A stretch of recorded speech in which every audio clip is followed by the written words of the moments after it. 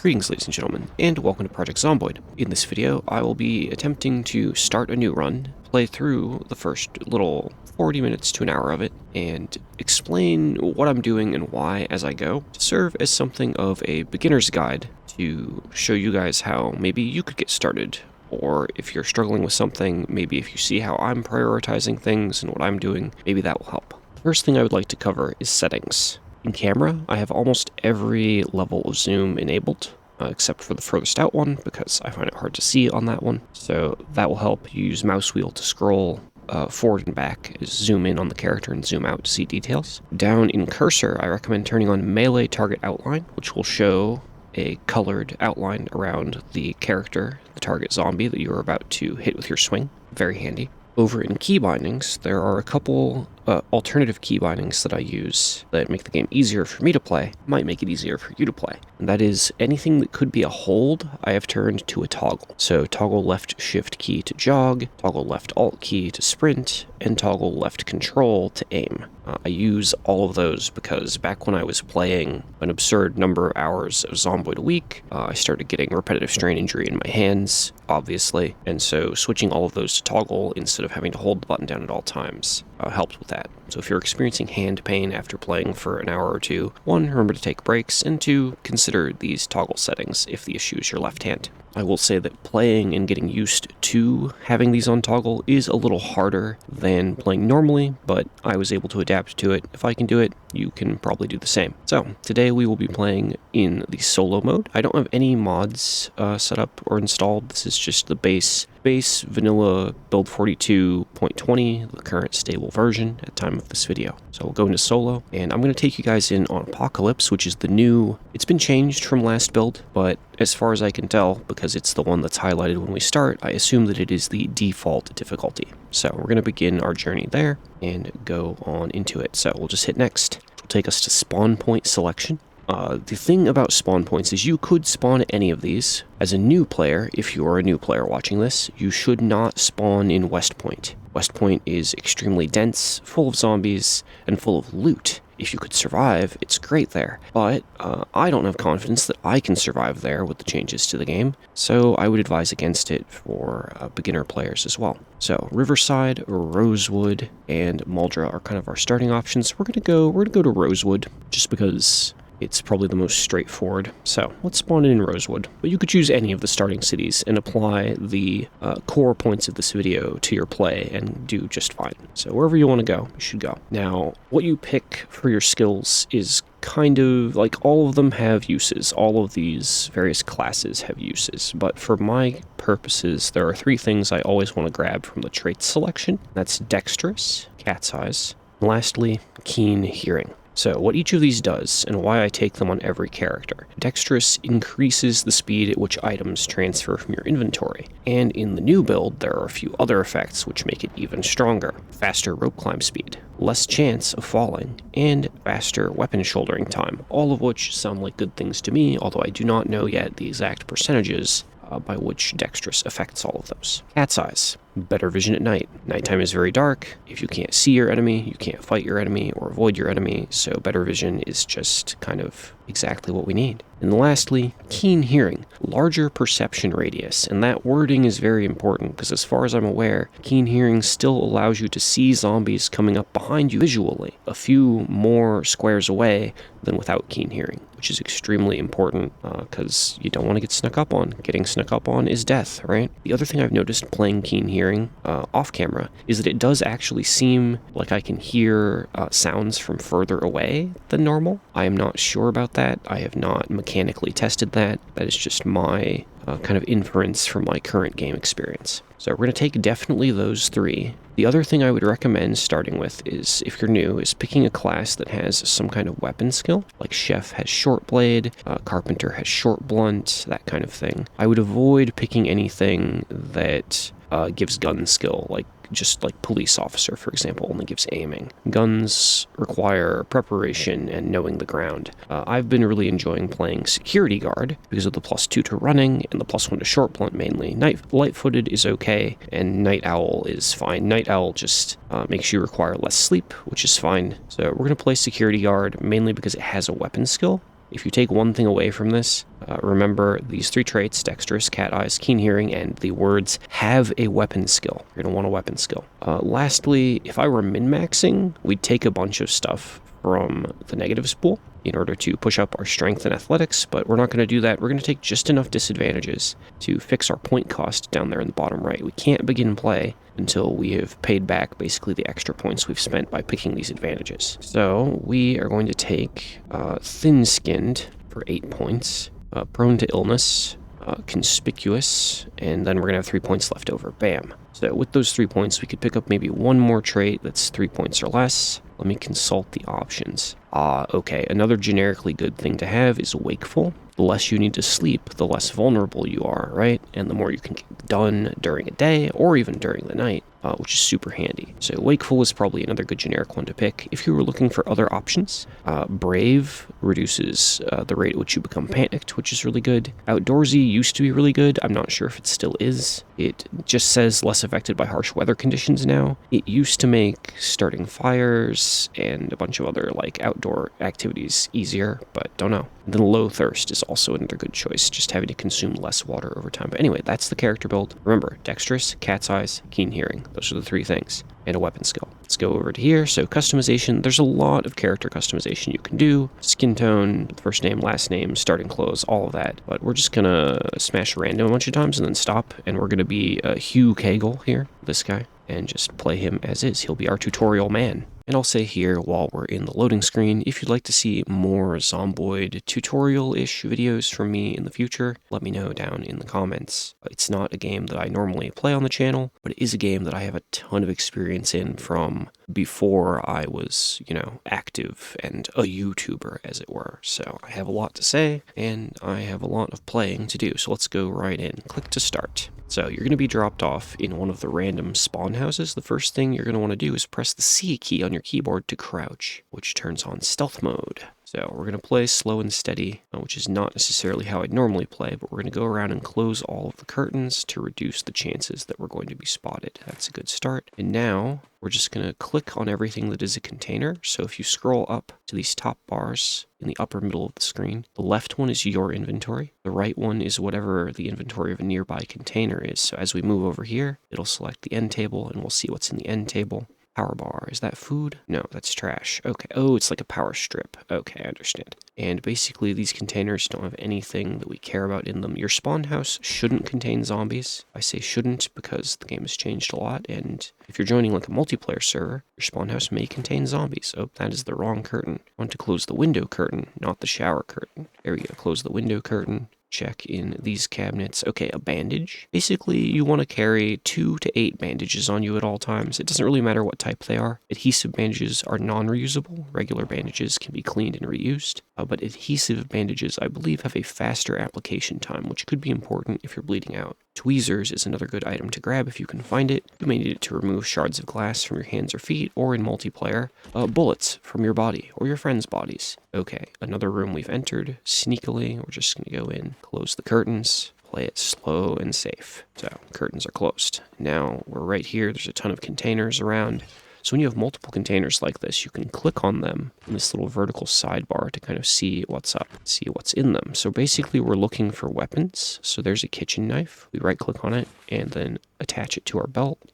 And we're also going to grab, is the spoon still a weapon? Technically, but not a very good weapon. Okay, there's vinegar. So let's see here. Oh, there's a garbage bag. Excellent. Let's grab that garbage bag. We're going to equip that in our secondary, which puts it in our left hand, you see? And because the windows are all closed, I'm not too worried about being spotted now. We can just stand up. So in the garbage bag, there's some junk. We're just going to throw all that junk by clicking and dragging the items over into the trash can. We don't need that stuff. But I wanted to grab the spear bottle. Oh, we need to open it. We need a bottle opener. I was going to empty it and use it as a water bottle, but that's not going to be an option right now. Okay, let's grab this packaged corn so we have something to eat. And we have one more room to check. We haven't been in here before, so let's crouch. Let's get in here. We might be able to use this starter house. Assuming the windows don't get broken, we could hide here at night. Nighttime is very dark. When it's dark, you want to be inside, indoors, somewhere safe, or be near like a bunch of light sources so you can see and still fight. In single player, I'm mostly a multiplayer player these days. In single player, you're also going to need to sleep, which necessitates having somewhere to hide. So real important, real quick, we have clothing items, right? We're going to take this t-shirt and we're going to hit rip clothing. So when you rip up clothing, it becomes rags. And those rags can double as bandages. So if we're in a pinch and we need to, tie up a wound, we have the rags. I'm going to grab that hoodie as well so that we have something in case the weather gets bad. And with just our kitchen knife, we're going to go out. Oh, that's great. There's a well out front, so water issues are not going to be a problem. So your first zombie, hold down the attack key. And if it's just one zombie, you're going to hit spacebar. Spacebar to shove. Go stand on his chest and hit spacebar to stomp. That's going to take him down. Getting used to how Zomboid's combat works is a time-consuming and difficult task. It may look easy when I do it, but it may feel impossible when you try. Keep working at it. This sort of janky, isometric, low combat is not intuitive at all. So another lone zombie. And on Apocalypse difficulty, unless they change it later, zombies don't respawn. So every zombie we kill is going to be a permanent little victory for us. Now, the second zombie is approaching you. Before you kill the first, just back up and shove. You can juggle, or used to be able to juggle, 2 zombies by shoving. But if that stops working, we're just going to use the weapon like so. There we go.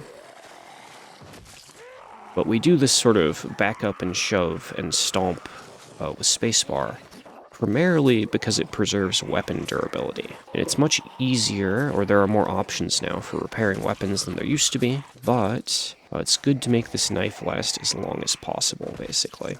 Okay, that's some zombies down. Give them a shove. Oop, bit of lag there. The game does randomly have little bursts of lag for me. I'm not sure why, but that will hopefully get ironed out in future patches to the game. Okay, let's crouch real quick. Scissors. We may need scissors later, so we're going to grab those. Occasionally you'll find items stuck in zombie corpses as they attack you. Now, you'll see in the upper right, there's this little green moodle called Bad Smell. That happens whenever you're near corpses, and it will eventually make you sick, and you will die, and it'll be bad. So get away from corpses once you're done fighting. Okay, so in the back of this vehicle, so I approached this trunk, and I pressed E on my keyboard, E for echo, to open or close the trunk. It only works when you're in the green box, so if you see the green box, you're able to interact. If you don't like the hotkey, press V instead. Can we right-click? No, it's not available through right-click. You have to use hotkeys for this. So press V, and there are all these options for interacting with the vehicle, including close the trunk and open the trunk. But on opening the trunk, I learned there's a screwdriver in here. Put that on our belt. That's another weapon. That's a tool. And we're going to grab this wrench. Now, the wrench is important because the wrench is short blunt, which is exactly what we need. There's also 5 cartons of eggs. This is apparently some kind of farm truck. I see the chicken there, right?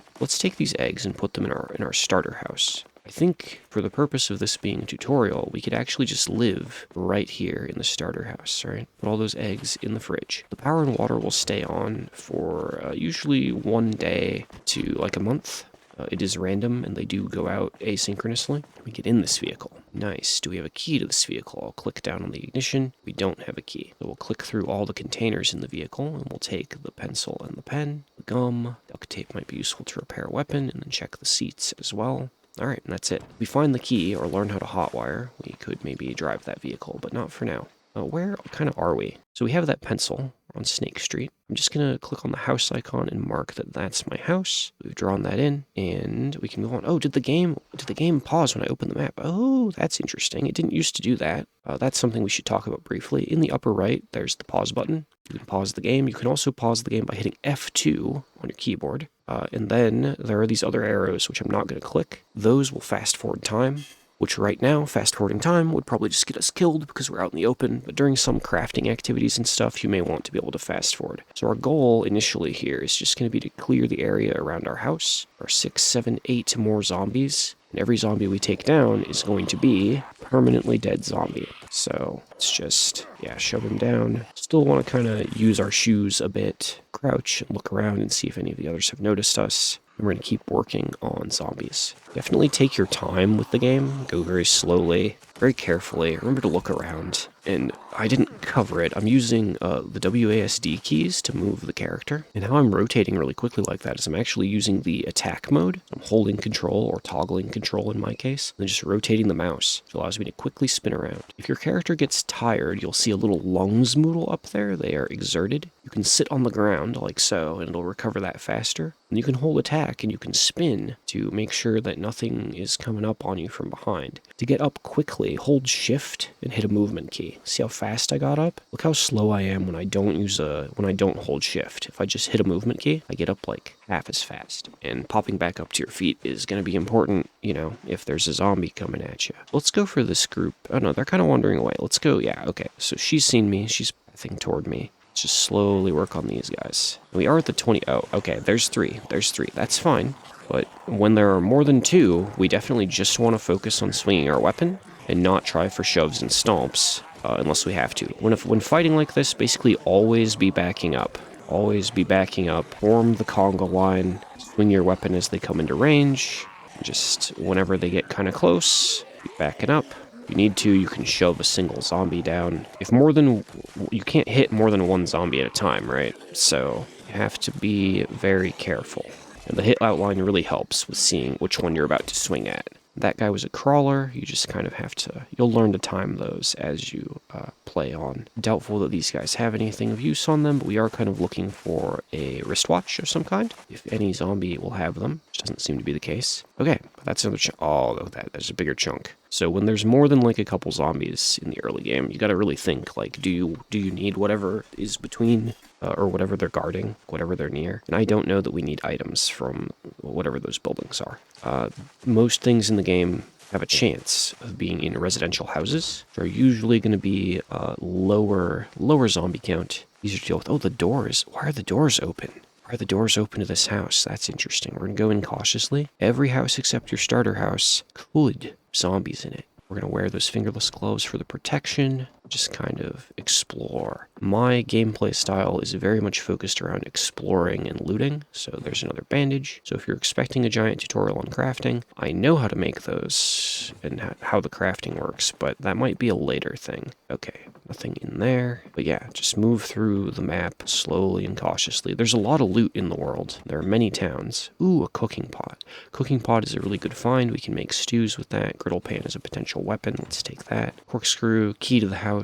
We're not too worried about having a key to the house at this stage. We already are in the house. Beer, grapefruit, orange. So if we were really going to plan for the long term and hunker down here, here's how we do it. We take our garbage bag, equip it, and we would just dump all of these food items. Like the pot of soup and stuff can just go in your garbage bag. It won't spill out into the bag or anything. The game doesn't quite have that level of realism. So we have our garbage bag selected. We have the fridge selected. We're just going to hit the take all button. And our character is going to automatically take all the items and throw them into his container. Crackers, pepper, tortilla, all of that can go in the bag. Now you'll note the little weight icon has appeared in the upper right. That's because this garbage bag is now heavy with loot. So we're just going to go ahead and move it back to the house. This is how I played when I started out, is I would pick a house and be like, this is my home. And then I would just slowly loot the neighborhood and kill all the zombies. And then I would be like, okay, time to go to a new town. I'd pick a forward operating base and I would loot everything there and then start, loading all that up in my car and driving it back to the home base. So what we'll do is we're just going to transfer all this food, just like we took the stuff with the take all button. There's a transfer all button here. On your side of the inventory, we're just going to move all of that into the fridge. The saucepan and the pot of soup that's uncooked, that's all fine. It can all go in. Very nice. Any other cookable food items we have? I guess we don't need the packaged corn yet. Okay, so there's that done. Now our character, you see the little glass of water moodle in the upper right? Our character is now thirsty. You can drink from any sink or bathtub.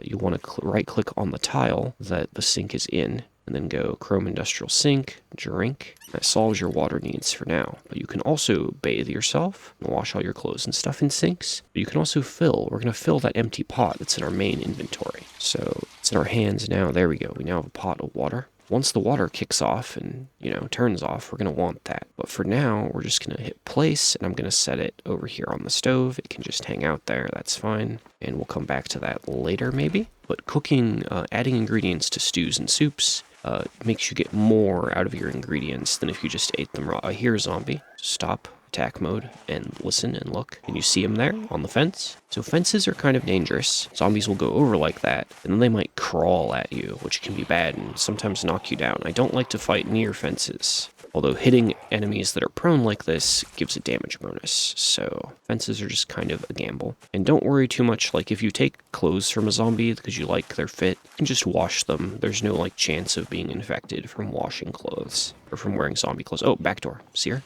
Let her in. This is not my actual house I'm going to live in, so I'm not worried if the floor gets covered in corpses. Just going to bash her down. And we're going to close that door, actually. On that note, yeah, we're going to close the front door. That's going to buy us time. We'll hear the zombie knocking on the door, right? We're going to keep looting this starting house. Eventually, we'll develop the skills to hotwire a car, or we'll find a car that just has a key in it. So plunger is a weapon, goes in the bag. Basically anything you see that looks like it might be useful to your survival, throw it in the bag and bring it back to your base. Some items, I don't know, like dental floss has a durability now, so maybe it's a crafting ingredient. So stuff like that. Perfume is at least a container. If we empty it out, we could put something in it, like a little bit of whiskey or something, right? Oh yeah, here's another good thing. Real quick, if you grab like a sheet of paper in game, we already looted a pencil earlier. With the sheet of paper, you can right click on it and go write note on sheet. We can rename the sheet to Duckie's notes. You can just type on stuff like this and get a little list going. We need to fortify the house, find a car, wires, skill books, and figure out food for the long. So you can kind of keep track of goals and stuff. You can write like immersive little notes to yourself. Also know there's a pond adjacent here, just next to our house, basically. Moby Dick by Herman Neville. Books reduce depression and unhappiness, so kind of good to have. Oh wait, this book is different. A fake hollowed out book that can be used as a container. That's new. That's new to the game. That's kind of cool. So what I just explained is not important. This book has someone's credit card in it, a photograph, and some money, which isn't terribly useful to us. So we're going to leave that behind. Key to the house, handbag. Can we wear a handbag? No, it's meant to go in your hands. Let's throw the handbag on the ground. Just drag it to throw an item on the ground. You just click and drag and drop it out here outside of either of the inventory windows, and it'll just get thrown on the ground. You can click this blue little blanket, which is the ground, and see the handbag and the pants there. We're going to click on the handbag and just go through it. CD player could be good. Matchbooks could be good. Speeding ticket, okay. And then we're going to go back to looting these. We're going to take that bed sheet, just because we might rip it into rags later. And yeah, I think that's it for upstairs. Okay, we've looted upstairs. We've looted downstairs. Character's kind of hungry now. We still don't know what time it is. We haven't found a watch. Oh wait, on this corpse. You see it there? Digital watch. So getting a digital watch is always a pretty important early game goal, because now our UI has changed. In the upper right, you see we now have the time of day, the temperature, and what day it is. Because again, we want to be at home by nightfall, so we can just kind of chill and sleep and stuff. So let's go through one more run here and just loot everything that might be of use to us from the kitchen. Not too concerned about yeast. I don't normally bother baking bread in game. Okay, let's take all this home. And actually, no, hold on. We're going to go back in here. It's good policy to open your map, and we've been here. So I'm going to take the X marker here, and I'm going to click that onto the house to note that I've looted there. Because there are hundreds, if not thousands, of different buildings in the game. Good to know which ones you've been through and taken all the valuables from. That's kind of that situation. Oh, going over fences. Walk up to the fence and press the E key, E for echo on your keyboard, rather than doing what I'm about to do. If you jog toward a fence, you'll go over faster. But there's a chance that you will fall and just eat dirt, which could be really bad and get you killed. So basically, always go slowly over fences and use E key on your keyboard, E for echo. Go over stuff. I hear 1 or 2 zombies. Yeah, there's the second one. So, and you see that zombie there, he did like the grounded lunge after he went over that bit of fence. That's what I'm talking about. That's what worries me. That's why I don't fight near fences generally. So let's beat these guys down. A wrench. If I can knock both of them down, I'll approach, get in some stomps to mess up my shoes rather than mess up my wrench. And we're gonna grab that digital watch. And the spare sneakers, just so we have something that's a spare pair. Okay, I hear something sliding on glass. The important thing, we want to make sure that we kill all the zombies around our house. So there's some more zombies. That's fine. Just so that it's not in my hand, I'm just going to drop the trash bag there. Oh yeah, I like how if I stand here, they all have to go over that fence. It kind of buys me time, slows them down. So let's kite these guys back up to the road. our character's panicking because there's so many zombies nearby. What panic does, it's that little yellow scared moodle. Panic reduces your chance to land critical hits, so kind of a problem. But you still do minimum damage when you swing, so it just makes fights take longer. We can do this. So we fight, and then we drop attack mode, and we walk away to build distance. You could even jog a little, but I tend to go as slow as possible to conserve exertion for attacks. We can only really get one swing in safely on a target, unless we maybe do like this, and go for the isolated ones. But think of the horde not as a series of individuals, but like each horde is like a little mini-boss you have to fight. So by attacking one, we're kind of chipping away at all of them. And as our character gets more nimble and better at weapon skill, this will get easier. You probably don't necessarily want to do this. I mean, no, fighting zombies is... the only reward is combat skill, but you're gonna have to fight zombies at some point. Let's wiggle around here. So, the sun moodle in the upper right means that our character is unpleasantly hot. We're getting too warm, which means less attacks over time. It means that we're going to tire out faster. So let's take off our formal shirt, down to our t-shirt. I didn't realize we had a t-shirt on underneath. That's fine.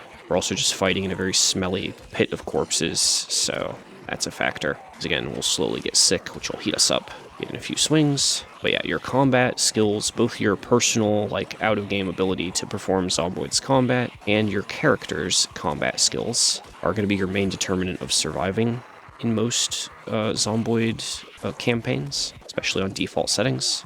So you gotta learn this, gotta practice this. If you die, don't worry about it. Just make another character in the same world, go back to your old house, and just continue. You don't have to start over completely when you die. Like your character does, but the world you should be able to play on. Like, if this guy dies, I could come back to this house, and all the items would still be here, and most of the zombies would still be dead, but okay, there's all those zombies slain. Good job, Zombie Slayer Duckie. Let's equip our garbage bag and go back inside to where things are peaceful. So, we have some loot to sort. The sorting of loot is just one of those things that's going to happen a lot. So let's put the food in the fridge. I have a very simple system. It's food in the fridge, and everything else goes under the sink until later, if it would make sense. Maybe the caffeine pills. We should keep the caffeine pills on our person because we might need those to stay awake. Continue a fight. There's an empty bottle as well, so we'll grab that empty bottle, fill it with water from the sink. Well, water is infinite. We want to stock up as much as we can. There is the well out front, but I'm not sure yet whether wells have limited water or whether they can become tainted or not in this version. It used to just be they were infinite water, but there's a lot that is not known about Build 42 yet. A lot of people making videos, figuring it out, and so on, but I don't have time to research everything. I'd rather be making videos for y'all. So we'll end here with a bit on food. We're hungry and thirsty, and here's how I solve that. We're going to cook a stew from start. So we have our water in the pot there. We're just going to right-click on the water pot, and it's going to give us the Create Stew option. Everything in here is basically fine, so we're just going to mix some random ingredients. So we put in the bacon, find the stew in our inventory, and just right-click on it again, and pick random meat again. Bacon and mutton, hell yeah. Go to stew, and maybe add like a vegetable. You don't really need to worry about your dietary balance in this game. The only thing you super need to manage is your body weight. How you would look at that is hit H for health, which brings up this little menu. On the info tab, and you'll see your weight. 80 is the default. A chevron pointing down, a downward arrow, means we're going to lose weight. So a chevron pointing up means we're going to gain weight. You get a debuff when you're weight 85 or weight 75. So you kind of want to go in a cycle of gains and then a slight cycle of not eating too much. So right now, because we're losing weight, we are wanting to be on the upward curve of the cycle. So making a stew that is primarily like meat and beans and stuff, not vegetables, would be ideal. Throw as much ingredients in as possible, and seasoning is fine. Seasoning reduces unhappiness, which is... And I'm just going to close this door. Good policy to have as many barriers between them and us as possible. I'm going to shunt the baking tray over to one of the cupboards. Drag the stew into the oven. And then you can go to settings if you want to get fancy with it, but in my case, I'm just going to turn it on. And now, to see the stew's cooking progress bar, we're going to click on the icon of the stew. You'll see here, it shows nutrition. And if we wait, it'll now have a cooking bar. So I talked earlier about time controls. This is the part of the game where I would use time controls. I'm just going to click the fast forward button, go back to the stew and watch it. Still cooking kind of slow. So using F2 for pause, F3 for normal speed, F4 for faster speed, F5 for like 3x speed, I'm going to go to F5. I'm going to watch the cooking meter. I'm going to hit F2 on the keyboard once it starts burning and just drag it out of the inventory there. Whoa, didn't mean to shove. Then we're going to turn that off, or turn the oven off rather. If you leave the oven on, it'll explode and bad things will happen. So now we have a stew that is very chunky. We're just going to drink or eat like half of this straight from the pot, just while it's boiling. It's fine. Or it used to be fine. Maybe I'll be putting my foot in my mouth here and we'll get heartburn or something. Nope, we're good. So now we have the green noodle. We have full to the bursting. We've eaten a very good amount of food. And now the remainder of the stew, we still have half. We could reheat it and eat it later. I'm just going to drag that over back into the fridge. Oh, the other thing, we could open all these egg cartons. That would be a good thing to do. Let's pull all those out, because if they're in the carton, we can't actually open them, or we can't actually put them in stews. Let's just get all those eggs out of the carton. Open those, drag the eggs back into the fridge. There we go. So now we have 60 eggs as well. We're gonna be doing good. Now, if we check our info tab, the down arrow on our weight is gone. So if I wanted to gain, I would probably need to eat even more often. But okay, yeah, that's, oh, do you see it on the screen here on the left? There's a broken window. So my starter home is already kind of in trouble. We're gonna confirm there's not a zombie in here. Man, that sucks. Okay, so basically they can come in through this window now. So I'm going to open the curtain. We don't want to sleep in here now because this is now a bad thing, right? We could get attacked. So we're just going to close this door and kind of pretend this room doesn't exist. My next kind of objective immediately would probably be to find a hammer and some nails and some boards and try and like board up this place some. Actually, it looks like there's some logs outside. Let me check that real quick. We go out here to these logs. Are they counting as containers? They are. And inside that log pile, there are 2 logs. And there's another log, so we just need a saw and some nails and a hammer, and then we could board up the place, which would solve the issue with that broken window. But for now, we don't have that option, because I don't have those tools. That would require travel and looting, or just kind of finding them in other houses. Who knows where we'll get those items? Anywhere is possible.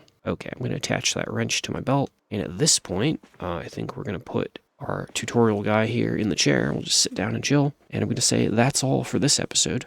That's kind of how I would start a Zomboid run if I were going to play very safe, very slow, very steady. And yeah, that's the plan. So again, if you liked the video, let me know down in the comments, and I will continue this little tutorial series perhaps. I have lots and lots of editing projects to do, so I'm going to go get back to that, including editing this video to get it out to all of you. So, thanks so much for watching. Hope you learned something, hope you enjoyed.